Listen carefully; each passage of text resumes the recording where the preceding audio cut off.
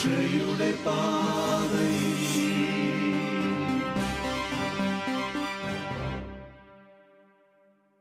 Shaji, 2ാം class, 12ാം പാഠം, 2ാം ഭാഗം.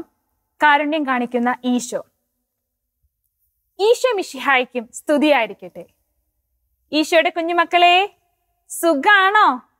സന്തോഷാണോ? എന്നെല്ലാവരും ഒന്ന് ചിരിച്ചേ. നല്ല മാലാക കുഞ്ഞുങ്ങളെ പോലെയുണ്ട്. ഈശോയെ കുറിച്ച് പഠിക്കാൻ എല്ലാവരും റെഡിയായോ? നമുക്കൊന്ന് പ്രാർത്ഥിച്ചുകൊണ്ട് ക്ലാസ് തുടങ്ങിയാലോ? എല്ലാവരും എഴുന്നേറ്റ് നിന്നേ. കൈ കൂപ്പി പിടിച്ച് കണ്ണടച്ച് നിൽക്കണം. പിതാവും പുത്രനും പരിശുദ്ധാത്മാവുമായ ത്രിയേക ദൈവം ജീവിക്കുന്ന ദൈവമാണെന്ന് ഞങ്ങൾ വിശ്വസിക്കുകയും പ്രഖ്യാപിക്കുകയും ചെയ്യുന്നു. ദൈവിക ജ്ഞാനത്താൽ ഞങ്ങളുടെ ബുദ്ധിയെ പ്രകാശിപ്പിക്കണമേ. നവഹൃദയം ഞങ്ങളിൽ സൃഷ്ടിക്കണമേ. നവചൈതന്യം ഞങ്ങളിൽ നിക്ഷേപിക്കണമേ. ആമേ. കഴിഞ്ഞ ക്ലാസ്സിൽ നമ്മൾ എന്താ പഠിച്ചത്? ആരെക്കുറിച്ച് നമ്മൾ പഠിച്ചുകൊണ്ടിരിക്കുന്നത്? നമ്മുടെ പാഠത്തിന്റെ പേര് നിങ്ങൾക്ക് ഓർമ്മയുണ്ടോ? കാരുണ്യം കാണിക്കുന്ന ഈശോ. ഈശോ ചെയ്ത അത്ഭുതങ്ങളെ കുറിച്ചാണല്ലേ നമ്മൾ പഠിച്ചുകൊണ്ടിരിക്കുന്നത്. കഴിഞ്ഞ ക്ലാസ്സിൽ നമ്മൾ എത്ര അത്ഭുതങ്ങൾ പഠിച്ചു? 2 അത്ഭുതങ്ങൾ പഠിച്ചു അല്ലെ? ഏതൊക്കെയാ 2 അത്ഭുതങ്ങള്? ഒന്ന് എന്താ? കുഷ്ഠരോഗിയെ സുഖപ്പെടുത്തുന്നു. 2ാമത്തെയോ? തളർവാദ രോഗിയെ സുഖപ്പെടുത്തുന്നു. നമുക്കെന്നാ ഒരു അത്ഭുതം കൂടി പഠിച്ചാലോ? റെഡിയാണോ നിങ്ങള്? ഒരു ദിവസം ഈശോ ജെറീക്കോയിൽ നിന്ന് യാത്ര പുറപ്പെടുകയായിരുന്നു. അപ്പോ വഴിയിലിരുന്ന 2 അന്ധന്മാര് ഈശോ വരുന്നുണ്ടെന്ന് അറിഞ്ഞപ്പോൾ ഉറക്കെ വിളിച്ചു പറഞ്ഞു, ദാവീദിന്റെ പുത്ര, ഞങ്ങളിൽ കനിയണമേ. എന്താ അവര് വിളിച്ചു പറഞ്ഞത്? ദാവീദിന്റെ പുത്ര, ഞങ്ങളിൽ കനിയണമേ. ഈ അന്ധന്മാർക്ക് എങ്ങനെ മനസ്സിലായത് ഈശോ വരുന്നുണ്ടെന്ന്? കാരണം എന്താ? ഈശോയുടെ ചുറ്റും ആളുകളാണ്.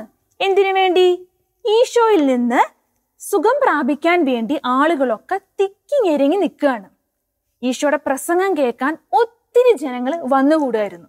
അങ്ങനെയാണ് ഈ അന്ധന്മാർക്ക് മനസ്സിലായത് ഈശോയാണ് വരുന്നത്. അപ്പൊ അവർ ഉറക്കെ വിളിച്ചു പറഞ്ഞു. എന്താ വിളിച്ചു പറഞ്ഞേ?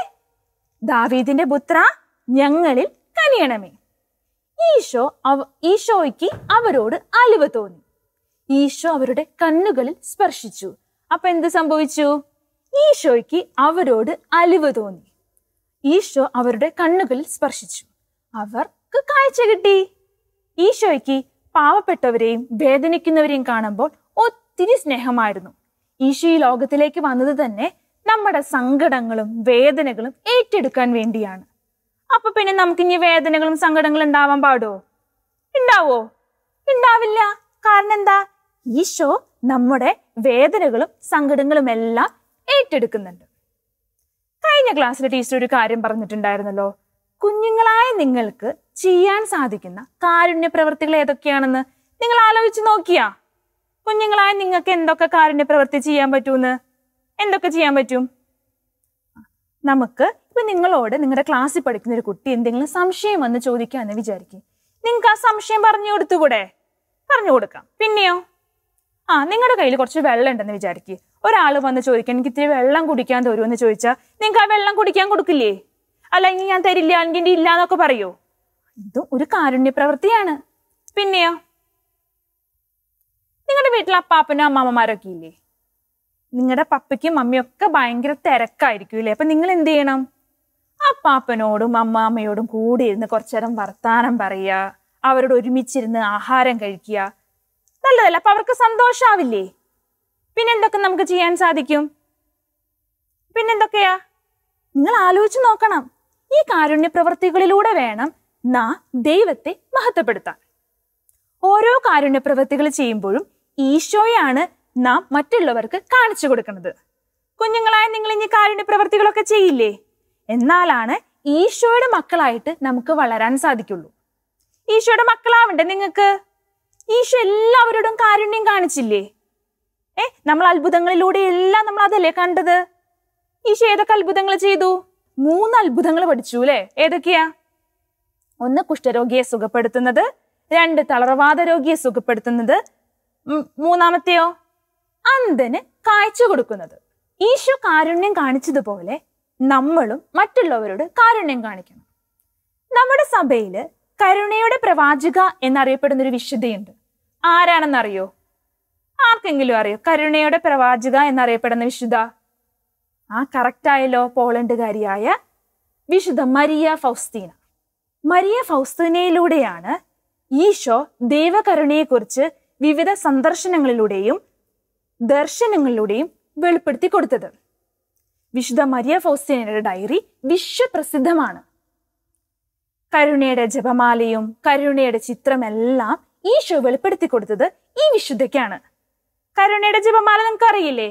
നമുക്കൊന്ന് പാടി നോക്കിയാലോ ഒരുമിച്ച്? ഈശോയുടെ അതിദാരുണമാ പീഡാ സഹനങ്ങളെയോർത്തെന്നും പിതാവേ ഞങ്ങളുടെ മേൽ ലോകം മുഴുവന്റെ മേൽ കരുണയുണ്ടാകേണമേ.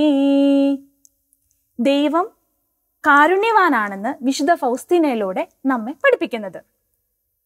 ഈശോയുടെ അടുത്ത് വന്ന എല്ലാവരോടും ഈശോ കാരുണ്യത്തോടു കൂടിയാണ് പ്രവർത്തിച്ചത്. അതിനാൽ തന്നെ ഈശോയുടെ മക്കളായ നമ്മളും മറ്റുള്ളവരോട് കരുണ കാണിക്കണം. അവരുടെ സങ്കടങ്ങളിലും വേദനകളിലും അവരെ സഹായിക്കണം. ചെയ്യില്ലേ നിങ്ങള്? ഈശോ കരുണ കാണിച്ചതുപോലെ നമ്മളും എല്ലാവരോടും കരുണ കാണിക്കണമെന്നാണ് ഈശോ ആഗ്രഹിക്കുന്നത്. ഈശോ പറഞ്ഞു, നിങ്ങളുടെ പിതാവ് കരുണയുള്ളവനായിരിക്കുന്നത് പോലെ നിങ്ങളും കരുണയുള്ളവരായിരിക്കും. ലൂക്ക 6-ാമത്തെ അധ്യായം 36-ാം വാക്യം. എന്താ പറഞ്ഞത്? നിങ്ങളുടെ പിതാവ് കരുണയുള്ളവനായിരിക്കുന്നത് പോലെ നിങ്ങളും കരുണയുള്ളവരായിരിക്കും.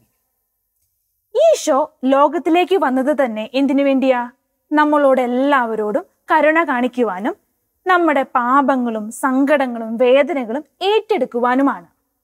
ഈശോയുടെ മക്കളായ നമ്മളും ഈശോയെ പോലെ തന്നെ മറ്റുള്ളവരെ സഹായിക്കുവാനും അവരോട് കരുണ കാണിക്കുവാനും ചെയ്യണം. ഇപ്പൊ നിങ്ങളുടെ ഒരു കുഞ്ഞനീത്തിയോ അനിയന്മാരോ ആരെങ്കിലും തല്ലുകൂടാൻ വന്നാൽ നിങ്ങൾ എന്താ ചെയ്യേണ്ടത്? നിങ്ങൾ അവരോട് ക്ഷമിച്ച് അവർക്ക് വേണ്ടി പ്രാർത്ഥിക്കണം. അപ്പോ നിങ്ങളും ഈശോയെ പോലെ മറ്റുള്ളവരോട് കരുണ കാണിക്കുകയാണ്. അപ്പൊ നമ്മൾ ഏത് വചനം പഠിച്ചത്? നിങ്ങളുടെ പിതാവ് കരുണയുള്ളവനായിരിക്കുന്നത് പോലെ നിങ്ങളും കരുണയുള്ളവരായിരിക്കും. അപ്പൊ ഇന്ന് നമ്മൾ എന്തൊക്കെയാ പഠിച്ചത്? ഈ പാഠഭാഗത്തിൽ നമ്മൾ ഈശോ എന്തൊക്കെയാ ചെയ്തുകൊണ്ടിരുന്നത്? ഈശോ സിനഗോഗിൽ പഠിപ്പിച്ചും രാജ്യത്തിന്റെ സുവിശേഷം പ്രസംഗിച്ചും ജനങ്ങളുടെ രോഗങ്ങളും വ്യാധികളും സുഖപ്പെടുത്തിയും ഗലീല മുഴുവൻ ചുറ്റി സഞ്ചരിച്ചു. ഈശോയുടെ ഏതൊക്കെ അത്ഭുത പ്രവൃത്തികളാണ് നമ്മൾ പഠിച്ചത്? ഒന്നാമത്തെ അത്ഭുത പ്രവൃത്തി എന്തായിരുന്നു?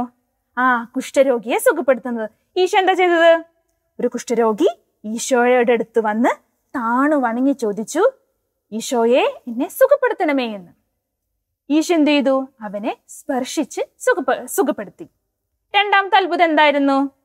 തളർവാദ രോഗിയെ സുഖപ്പെടുത്തുന്നത് അല്ലേ? തളർവാദ രോഗിയോട് ഈശോ എന്താ പറഞ്ഞത്? മകനെ, നിന്റെ കിടക്കിയും എടുത്ത് വീട്ടിലേക്ക് പോവുക. മൂന്നാമത്തെയോ? അന്ധനെ സുഖപ്പെടുത്തണത്. അന്ധനോട് എന്താ പറഞ്ഞത്? അന്ധൻ ഉറക്ക വിളിച്ചു പറഞ്ഞു അല്ലെ? എന്ത്? ദാവീദിന്റെ പുത്ര, ഞങ്ങളിൽ കനിയണമേ. ഈശോ അന്ധനെയും സുഖപ്പെടുത്തി.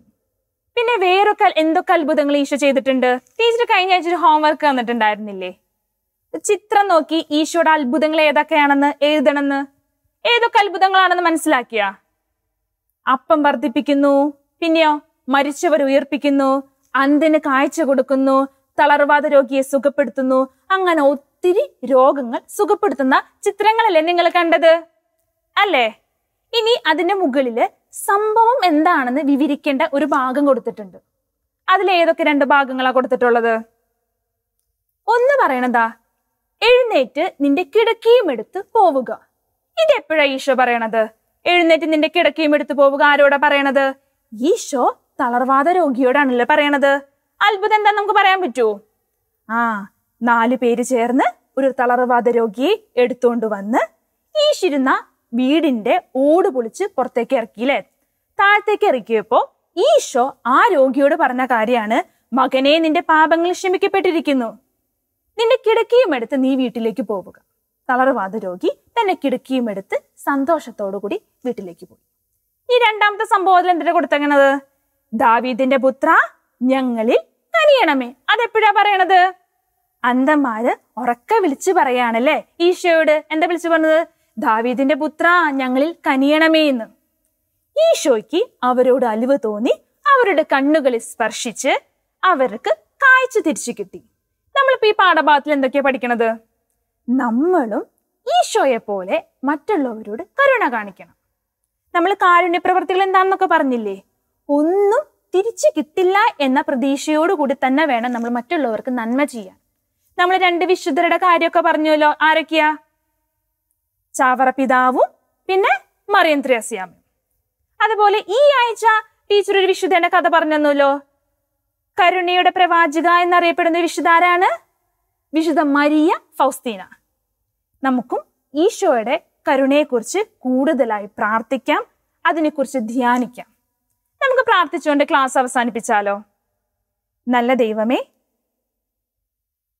അങ്ങ് കരുണയുള്ളവനായിരിക്കുന്നത് പോലെ ഞങ്ങളും എല്ലാവരോടും കരുണ കാണിക്കുവാനും അങ്ങനെ ഞങ്ങളുടെ ജീവിതത്തിലൂടെ അങ്ങേ മഹത്വപ്പെടുത്തുവാനുള്ള അനുഗ്രഹം ഞങ്ങൾക്ക് നൽകണമേ. ആമേൻ.